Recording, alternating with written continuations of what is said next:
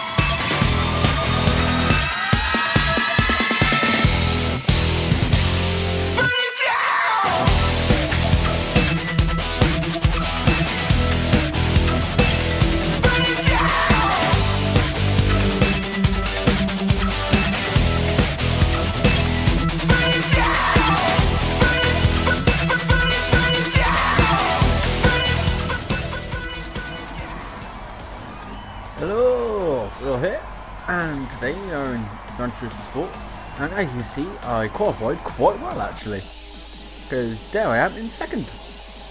I had a very good qualifier, for once.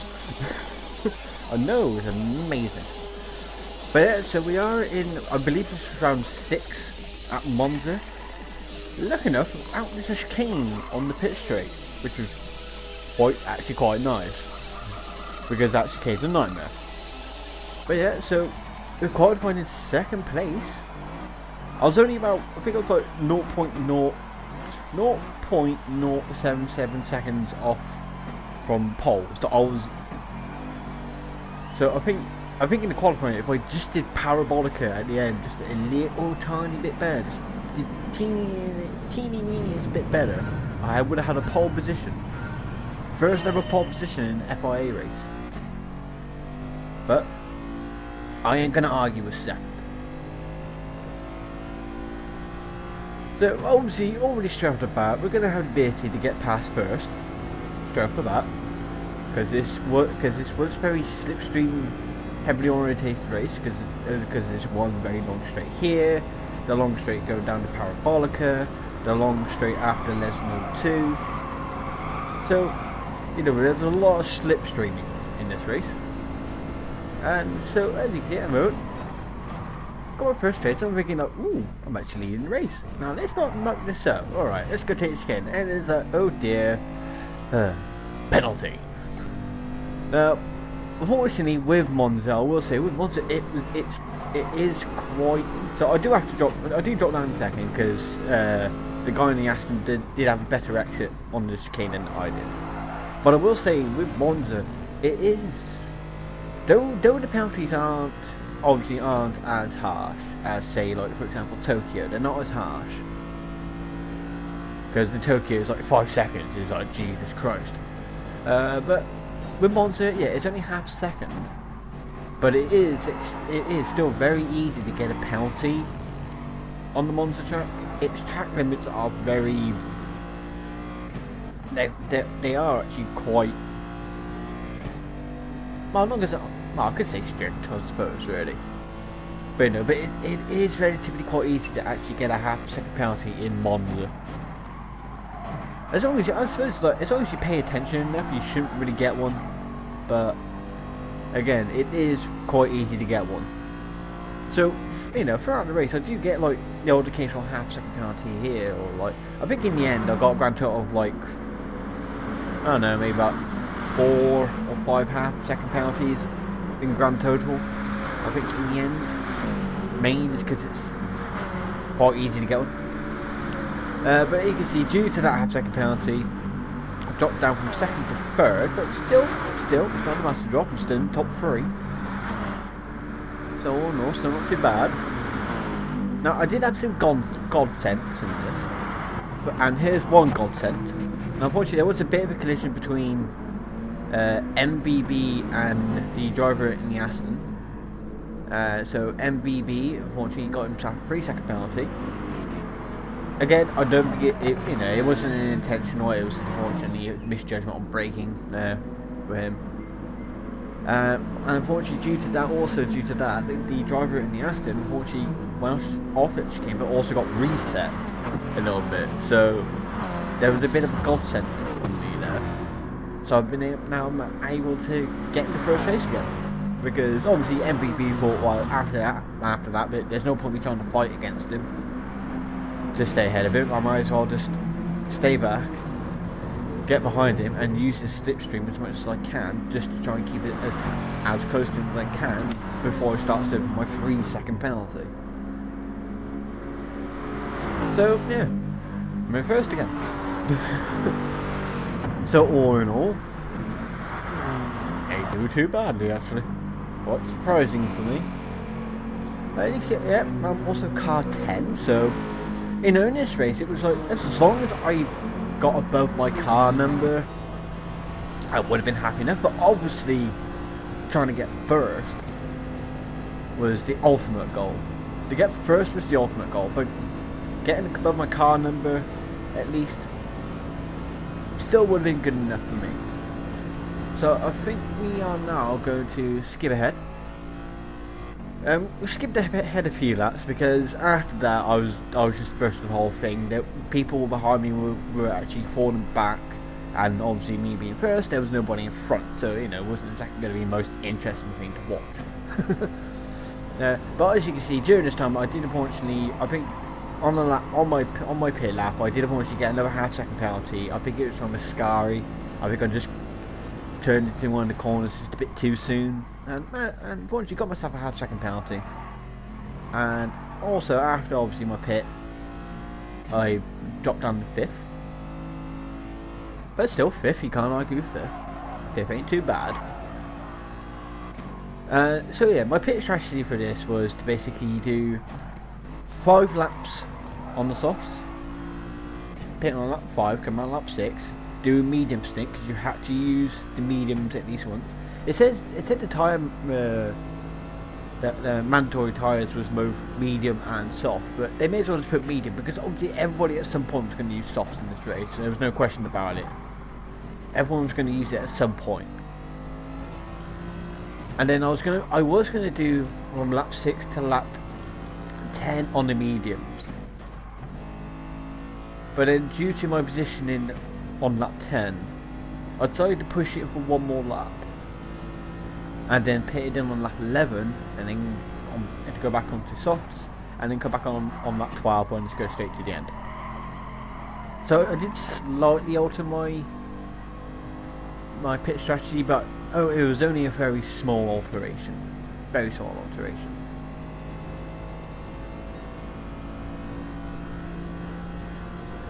So I'm beating a couple of people who were, 1 or 2 people who were ahead of me pitted, so now I'm managed to get in 3rd. Also I got the driver, his name's like no name something, because some of the was like INC or LRC or something like that, I think his name is. No naming. There you go. So we're going to call him No Name. Obviously due to the slipstream he was able to get ahead there. I'm going to try and overtake on the chicane, but just can't. He's got the inside there, so alright, let through. And then we got the Kinder Surprise Scirocco behind me. Obviously, but he had a bit better chicane than me there, so I let him go. It's almost his name. It's like Wayne Red Bull. I was going to call him Wayne. So yeah, I had to let Wayne get a little bit take over on There's No One there, because I think he had a bit of better exit on the chicane than I did. But still, holding 5th, and got a quite comfortable gap between me and 6th. So I mean, no major threat from an attack from behind, or anyone lunging in, or all that. So this is about trying to keep in Wayne's slipstream at the moment.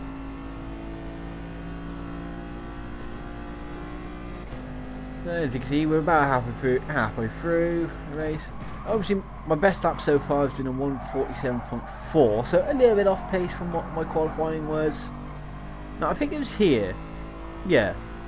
Second and third are now fighting to get into the pits, and second place, the driver in the Aston just gets completely wiped out. Now, I don't know whose fault that was, because at that point, going into the pits, the No Name Inc. was technically on the inside at that point. Was on the inside at that point, so then he was going into the pits, and then the driver in the Aston was trying to get into the pits as well, and there was a bit of an argy-bargy moment going on between them. And personally myself, I think the guy in the Aston should have just slowed down just a little bit. Though I think the guy in the Aston was actually a little tiny bit ahead. Technically, just like by a cat's whisker ahead. But the guy in the Aston should have slowed down. So personally, I think at that point, the guy in the Aston, he bugged himself up by not deciding to not actually just let No Name go through just to get ahead. So then the Aston driver could then go into the pits and not crash into the pit wall. So I think that was a bit of a stupid mistake by him there. So I don't think, so myself, I think No Name Inc. was not at fault on that one. And it was the driver in the Aston. He decided to be stupid and not think. But as you can see, I managed to get past Wayne. Now I've climbed back into first. Obviously always due thanks to obviously that slipstream. Very useful in this race, especially with that very long pit straight.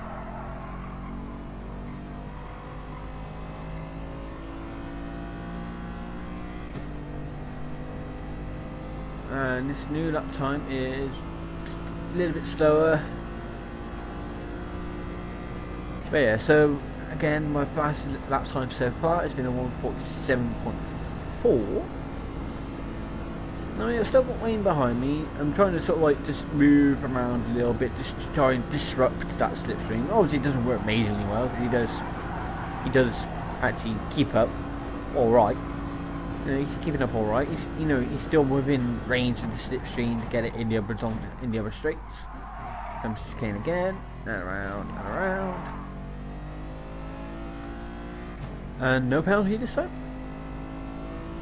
No penalty.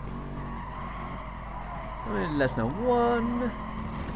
So yeah, unfortunately with this, the whole thing with the tyres. Again, it was the tyres on the left hand side. Obviously, they would wear down more than the tyres on the right.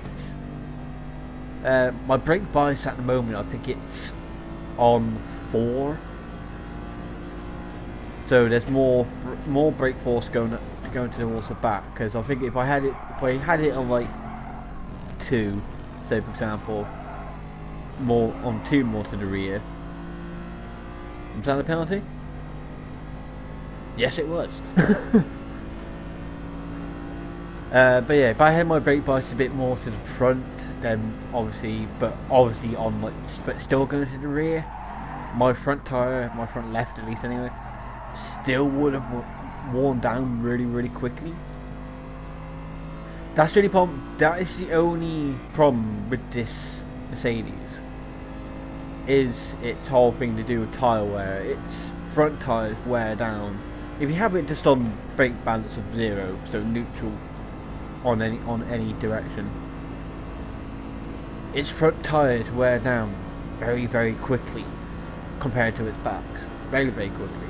So you do have to put the brake bias, I would say, more to the back on this one, and actually quite surprisingly, actually quite far to the back, which in turn does kind of like, when you come to brake, it does start slowly start turning the car like a little bit at the back on under heavy braking. It will sort of the back end will start to come out under heavy braking, so you do have to adjust for that, which I was actually kind of using that momentum I'm saying sometimes I managed to do it, sometimes I didn't quite get it right. But using that momentum to get around the first entering Ascari at a high, like at a sharper turn and at a better speed. So using that momentum of the car, the back end of the car, wanting to pivot. So I was using that momentum, trying to gain a bit of advantage if I could. But again, sometimes it worked, sometimes I didn't quite catch it. But yeah, there's not much else to talk about really on the road because I'm first and I've got like the closest person behind me is like about 1.5 seconds behind. A little bit more than 1.5 seconds maybe. So I mean, like they're still, if they're able to get into the slipstream, they'll still be able to catch up easily.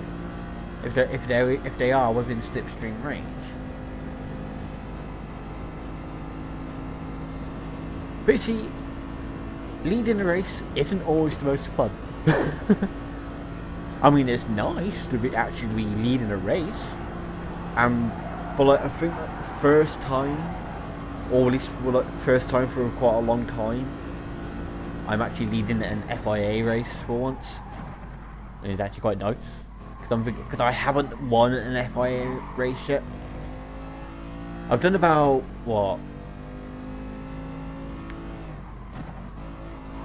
about 5 series before. I think I've done the whole series about 4 or 5 times because I've raced with McLaren, and then I raced with Toyota. I didn't race for Mazda. I signed up to Mazda, but I never did actually a single race for them. So yeah, 4 times because I've done Mercedes twice. Well, this is the 4th time, and throughout all of those times, I still have not won an FIA race. So you know, it'd be nice to actually win a race, but at the same time, leading from the front for watching ability, it's not always the most fun because it's like, okay, as you can see, there's quite a big gap between me and second. There's quite a big gap there, and it's like, yeah, and there's obviously nobody in front. So I'm gonna pit. This is gonna be my pit lap. Now now you could have fuel saved on this one potentially. I didn't, but when I pitted in earlier to change to my medium tires, I refueled them just to get out of the way. So then at this point, which is I would say is a more of a crucial pit rather than the first pit. The first pit in, it's not as crucial. It's just go in there, change tires, get a little bit of fuel, bosh, go out, get the rest of the fuel for the race. The second pit, if you do another race similar to this, and you're going to do a two pit strategy, you do have to refuel at one point. Refuel on your first pit, so then on your second pit, which is then I would say is the more crucial pit, you don't have to refuel. So then you just go and change tires, get out. You're in, you're out, you're in, you're out, you're not in and out much faster. Where it is a more crucial time for you to pit. Because if I decided to refuel then, I could have been, there was maybe potential to have been maybe 1 or 2 positions back. Because I think that's what the driver in 6th did. I think he had to refuel. And considering at a point he was only like 1.5 seconds or so behind me. I don't think he was massively far behind me. I can't quite remember, but I know he wasn't massively far behind me. He would have came out roughly at the same rate as I did. So therefore then would have been closer. But I think at that point he also refueled a little bit, which then ultimately made his pit slower, which actually cost him a position in the end. I mean, he's probably able to. I think he's been able to catch back up with it, but yeah. So if you ever go do a 2-stop kind of pit thing like this on any race really, and you only need to refuel once, do it on the first pit. So then the second pit, you can just basically just go and change tires, get out. And that's it. You see, I'll go flying around there. I can't remember if that quarter's got a name. If it does, let me know, so I can't remember. I'm going to go flying around there, through the chicane, trying to be careful to at least not get myself a half-second penalty, because I don't really want those right now, one of them right now. So I'm in the podium position. I want to just try and keep a podium position. We got Lesnar 1, coming through Lesnar 2. Slowly catching up with first and second. So obviously throughout this race I've been trying to race as smoothly and as clean as I can, which I've been doing pretty well, I reckon, on that front. Now here, these two are gonna not so much squabble, but they're not gonna think too carefully about going through Ascari, and it's gonna cost both of them. So you can see second place has gone off, he's gone wide. I'm like, alright, I'll go through. Thank you very much. So he loses position because he was too busy. You know, they weren't very careful going through Ascari. And now No Name Inc. has unfortunately got himself a second penalty, which, considering that I'm going to start breathing right down his neck in the next couple of seconds, is not a great time to have 1 second penalty. So I'm just going to go behind him, breathe down his neck, go around him. There you go. And now I go with 146.7.